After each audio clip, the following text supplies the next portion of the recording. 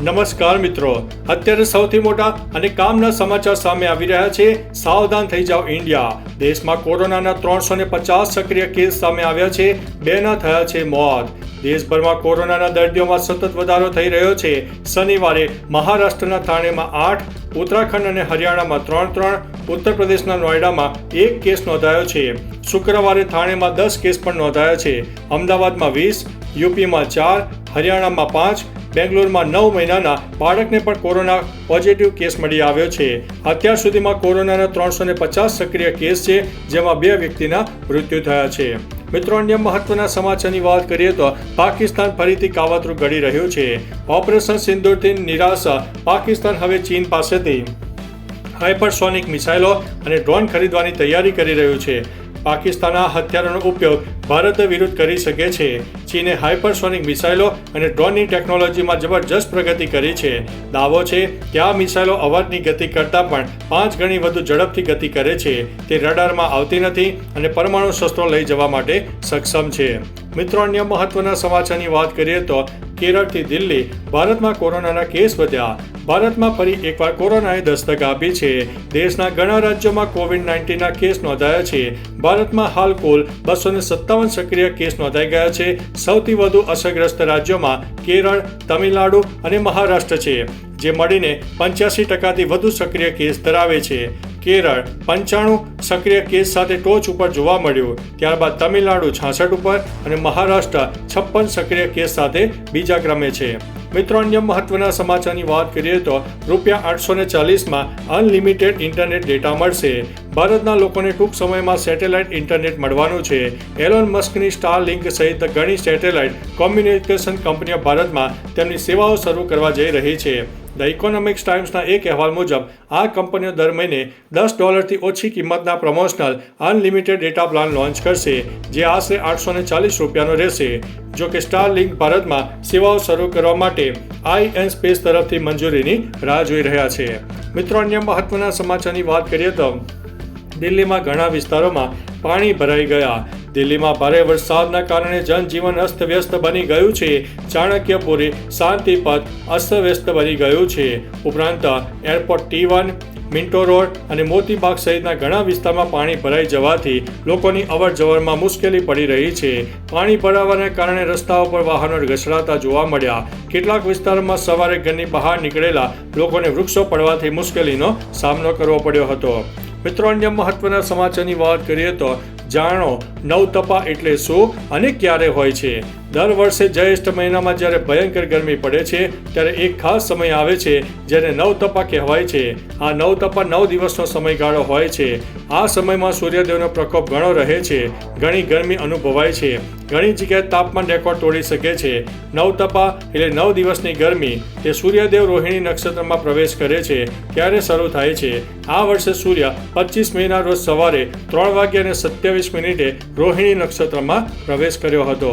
મિત્રો, અન્ય મહત્વના સમાચારની વાત કરીએ તો પેટા ચૂંટણીને લઈને આવ્યું મોટું અપડેટ. કડી અને વિસાવદરની ખાડી પડેલ જગ્યાઓ પર પેટા ચૂંટણીની જાહેરાત થઈ.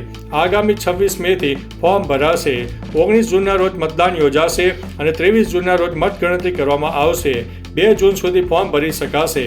3 જૂને ફોર્મ ચકાસણી, જ્યારે ફોર્મ પરત ખેંચવાની અંતિમ તારીખ 5 જૂન છે. કડી વિધાનસભાની સીટ ધારાસભ્યના નિધનથી ખાલી પડી હતી, જ્યારે વિસાવદર સીટ પરથી ભૂપત ભયાણીએ રાજીનામું આપ્યું હતું અને ભાજપમાં જોડાયા હતા. તે અનુસંધાને સીટ ખાલી પડી છે. મિત્રો, અન્ય મહત્વના સમાચારની વાત કરીએ તો રાજકોટમાં ફાયરિંગની ઘટના બની. એક વ્યક્તિ થયો છે ઘાયલ. રાજકોટમાં ફાયરિંગની ઘટના બની છે. ગોંડલના ધોધાવદર ગામે વાડીના શેડા બાબતે પડોશીઓ વચ્ચે બબાલ થતા જોટાણીમાંથી ફાયરિંગ થયું હોવાનું સામે આવ્યું છે. કોળી ઠાકોર વિકાસ નિગમના પૂર્વ ચેરમેન ભૂપતભાઈ ડાબીના ભાઈએ જોટામાંથી ફાયરિંગ કર્યું. ફાયરિંગ બાદ હુમલો પણ કર્યો. હુમલામાં સામા પક્ષને ઈજા પહોંચતા રાજકોટ ખસેડવામાં આવ્યા છે.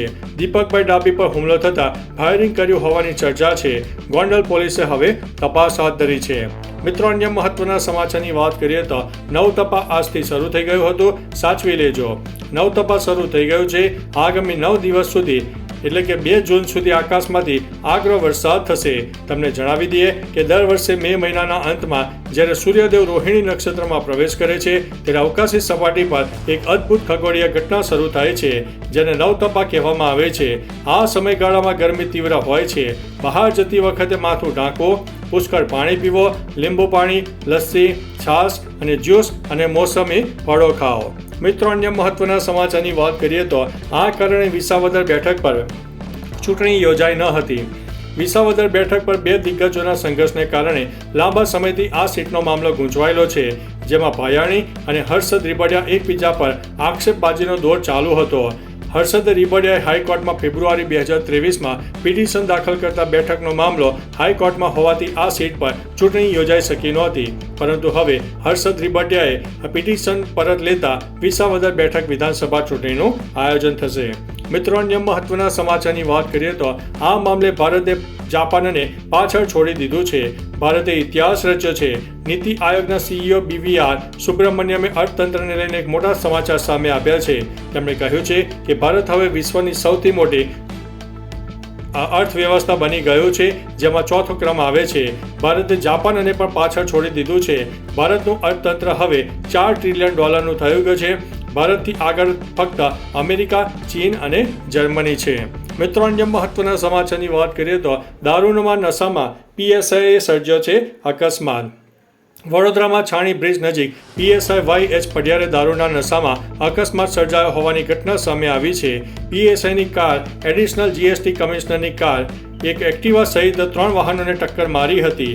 સમગ્ર ઘટનાનો વિડીયો સામે આવ્યો. PSIની કારમાં તપાસ કરતા વિદેશી દારૂની બોટલો મળી આવી. માહિતી અનુસાર PSI સામે હવે ખાતાકીય તપાસ હાથ ધરવામાં આવશે. વતન જતી વેળાએ પઢિયારે અકસ્માત સર્જ્યો હતો. મિત્રો, અન્ય મહત્વના સમાચારની વાત કરીએ તો દ્વારકાનો દરિયો ગાંડોતુર બન્યો, મોજા પણ ઉછળ્યા. રાજ્યમાં હવામાન વિભાગે આગાહી કરી છે, તેવામાં દ્વારકાના દરિયામાં કરંટ જોવા મળ્યો. અરબી સમુદ્ર ગાંડોતુર બન્યો. અતિ રૌદ્ર સ્વરૂપ ધારણ કરતા દરિયા કિનારે 15 થી 20 ફૂટ મોજા ઉછળ્યા હતા. માછીમારોને દરિયો ન ખેડવા માટે હવામાન વિભાગે તેમજ સ્થાનિક તંત્રએ સૂચના આપી છે. કૃષ્ણનગરી દ્વારકામાં અરબી સમુદ્રમાં ભારે કરંટ હોવાથી દરિયો મન મૂકીને હિલોળે ચડ્યો છે. તો ચાલો મિત્રો, ફરીથી દેશ અને દુનિયાના સુપરફાસ્ટ સમાચાર લઈને મળતા રહીશું. ત્યાં સુધી અમને રજા આપશો. નમસ્તે.